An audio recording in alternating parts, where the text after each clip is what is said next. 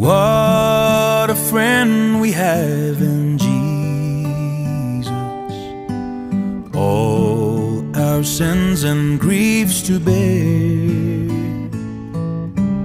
What a privilege to carry everything to God in prayer.